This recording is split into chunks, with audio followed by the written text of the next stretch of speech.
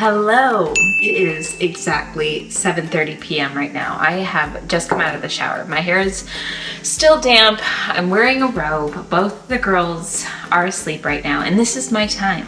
This is my time to do sourdough bread. So I'm coming to you authentically in the moment, and we are going to be talking about an overnight sourdough. This is an easy overnight recipe that I have tweaked and changed multiple times over the last couple of months because when I jumped back into making sourdough, I took a little break when I was at the end of pregnancy and in the early newborn stage. Things just weren't panning out the way that they used to. My sourdough was being really strange, and also I needed to create a routine that worked really well for me as a mom. I wanted something that I could do in the evening and bake first thing in the morning, and so I'm going to share this recipe with you. This is a great recipe for sourdough beginners. This is for somebody who already has an active starter. This is not the video where I'm going to go into how to create a starter.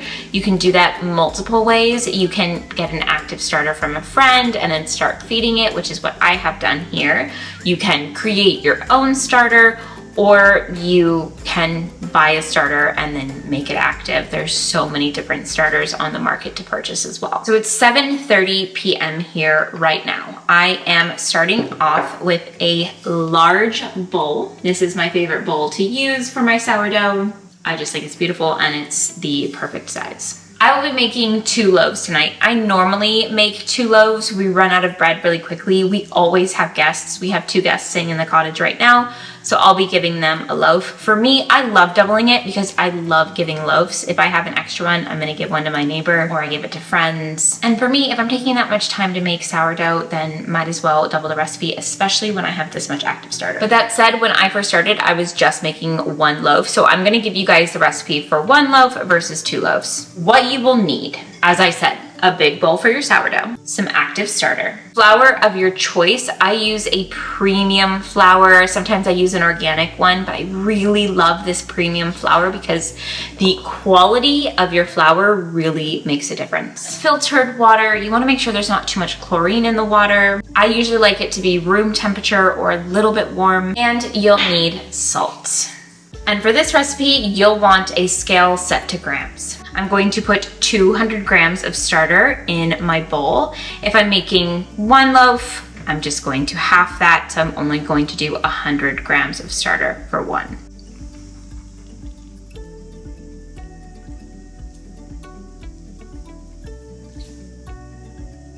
After I put my starter in, I like to add my water. I'm going to be putting 700 grams of water because I'm doing 2 loaves, but if you do 1 loaf, you'll only do 350 grams.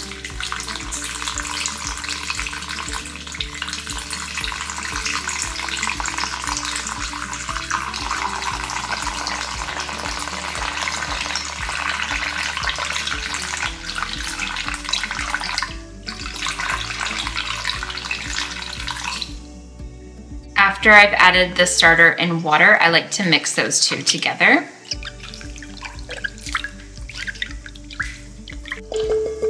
Then I'm going to be adding my flour. I'm going to do 1,000 grams of flour for 2 loaves, but you'll only do 500 grams if you're doing 1 loaf.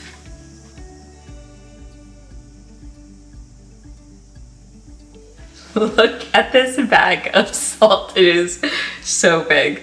I am going to do 20 grams of salt for 2 loaves, but you'll only need 10 grams of salt if you are doing 1 loaf. We buy everything in bulk out here. We live out in the countryside. We're only like 20 minutes from town, if you didn't know, if you're new to my channel. If you are new to my channel, by the way, take a moment to make sure that you are subscribed for more content like this. If you are interested in gardening, in sourdough, in mothering lambs, chickens, children, mothering all sorts of things. Also, this is such simple packaging, but I just love it. The colors are so pretty.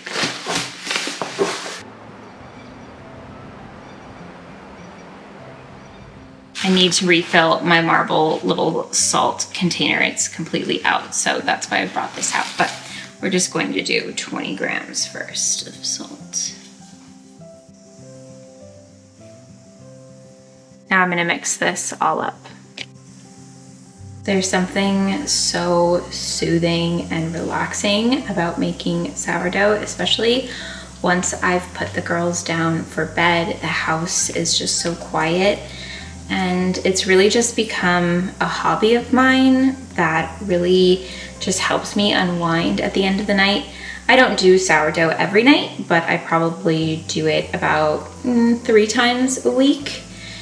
And it just makes me so happy because every time I bake a new loaf of sourdough, it's completely different from the last. I will say this recipe stays really consistent, which is nice. You want a consistent recipe because you want your sourdough to be good and to expect it to be good every time you make it. You are going to mix everything up, and if it's sticky and shaggy like this, that's exactly what you want. You want it to look sticky and shaggy for your first initial mix of all of the ingredients, which is only 4 ingredients. That's why I love making a really simple sourdough from home. I'm going to let it sit. Now that we have our beautiful shaggy and sticky consistency, I'm gonna let this sit for 1 hour. Then we're gonna come back and do a stretch and fold. While I'm waiting that hour, I'm going to refill my salt container, feed my starter again. And then usually this is the time that I'll like take a bath in the evening or a shower or whatever. I just jumped on taking a shower because we went on a family hike today and I just felt like I needed to take it before I did anything.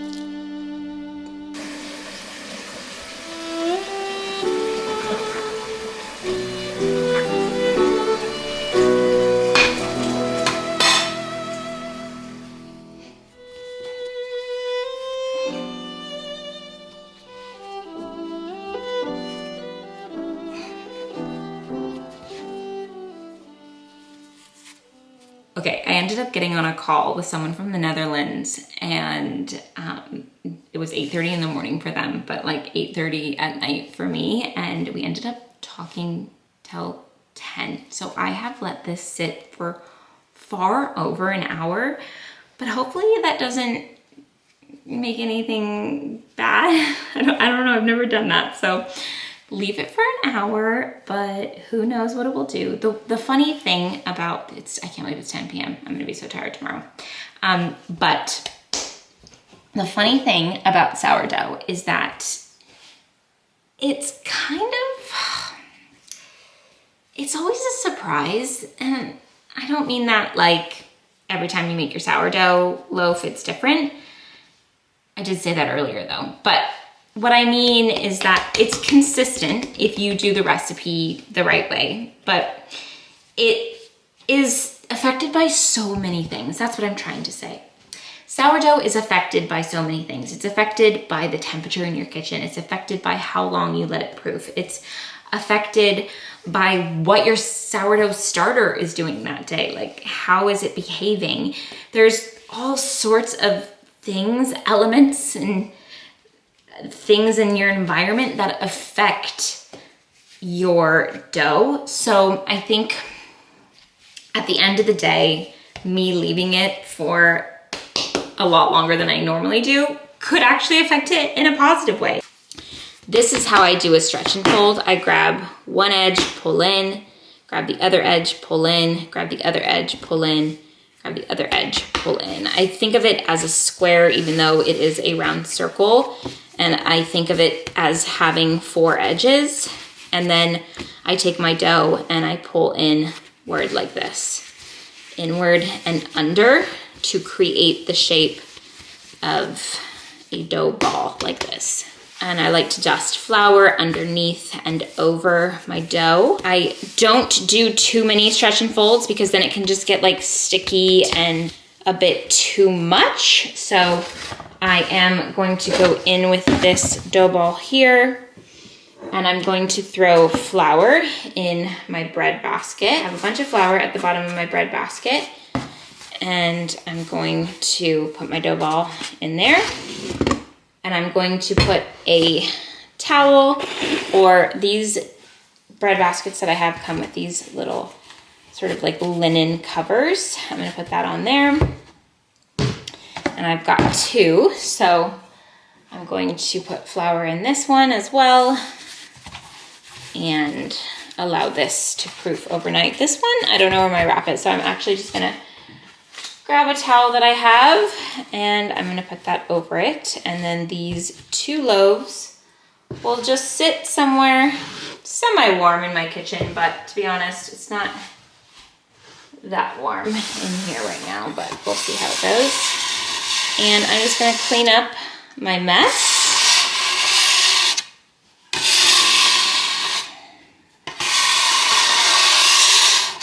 I will do another stretch and fold in the morning. I'm gonna go clean my hands and then finish cleaning the kitchen up, and then I'm gonna go to bed. And I'm gonna wake up in the morning, I'm gonna do another stretch and fold, let it sit for an hour, and then we're gonna bake it. But I don't have to tell you that. I'll just see you in the morning and we'll do it together.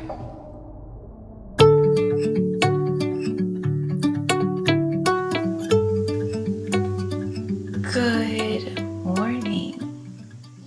It's like 7 a.m. right now.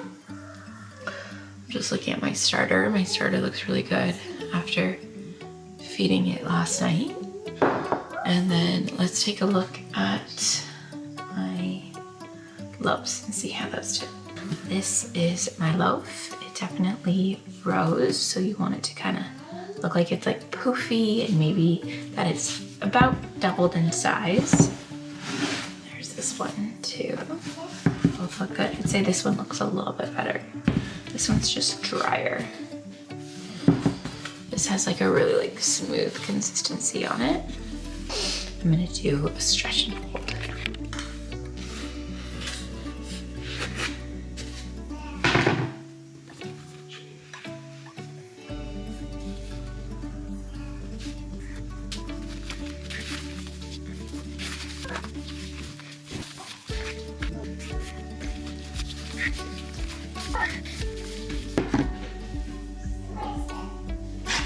More flour in the bread basket.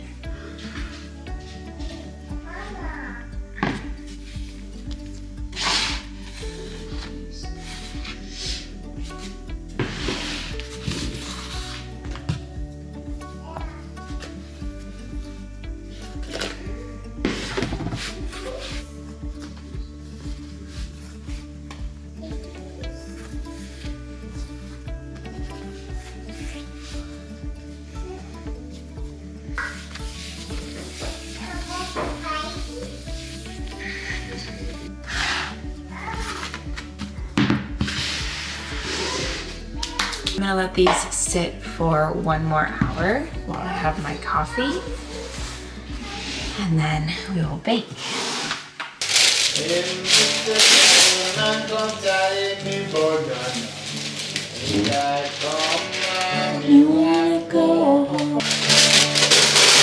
It has been 1 hour. I have preheated the oven to 230 degrees Celsius and 450 degrees Fahrenheit, whichever one you go by. I have my Dutch oven. I took the top off and I put a baking sheet inside. I'm going to grab the loaf that I want to cook first, to pull it out very gently, trying to keep its shape as much as possible. Most of the time I just chuck it in here on the baking sheet. I've just put flour on top of my loaf and then I'm going to score it. So I've dusted a good amount of flour on top, and then I like to just do a little swiggle like this. Open it up to let some air in. I am going to put the top on, and then I'm going to bake it with the top on for 30 minutes. Then I take the top off after the 30-minute mark, and I bake it for another 20 minutes with the top off.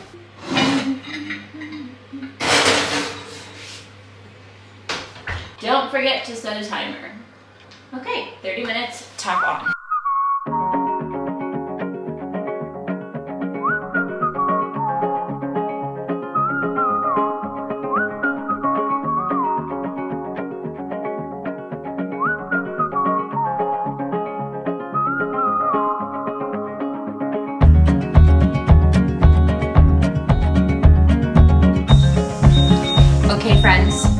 moment of truth. My 20-minute timer just went off. I'm going to put on my mittens and see what's oh, hi beautiful. Oh my beautiful, gorgeous goodness, beauty. Look at that baby. Oh, it's so good. Happy, happy days. Look at that beauty. So gorgeous. I have to leave the house soon, so I'm trying to hurry. I'm gonna put my next loaf in. All right. So after you bake your sourdough, it's good to leave it for at least 30 minutes to cool, because if you try to cut into it too early, this is probably the hardest part, is waiting to not cut into it and see what the inside looks like. But waiting 30 minutes is so much better, because if you try to cut into early, it will make it more dense than you want it to be. It's still kind of cooking and doing its thing. For at least 30 minutes to an hour is probably better. I'm gonna put my next loaf in, do the same thing, and then I've got 2 loaves of sourdough. So I hope that this was helpful for you guys. I had somebody message me that tried this recipe because I shared it on Instagram Reels as well, and she sent me the pictures of her sourdough and it turned out so beautiful, like better than mine. So I'm really happy to see any of your loaves. Please send them my way because it makes me so happy. This is a recipe that I have spent hours like tweaking and changing to just sort of fit into, 1, my lifestyle, and 2, just sourdough that is consistently great and delicious. Happy baking. I wish you all the best of luck in this process, and let me know how it goes. Bye. It is much later in the day. Both girls are napping right now. I'm gonna cut this open and take a look at it. I gave the other loaf to our guests and I kept this one. I'm not sure what the other one ended up looking like because actually Alex ended up finishing the loaf for me and he's already given it to them. So we have 1 loaf now.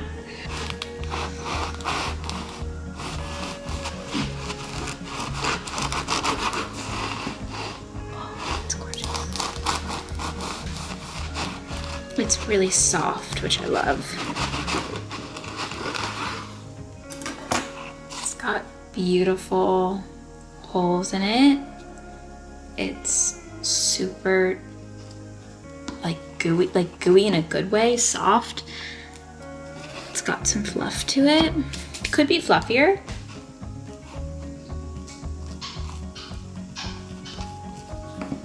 What is better than fresh sourdough? Salted butter on it. Salted New Zealand butter. This is a fantastic loaf.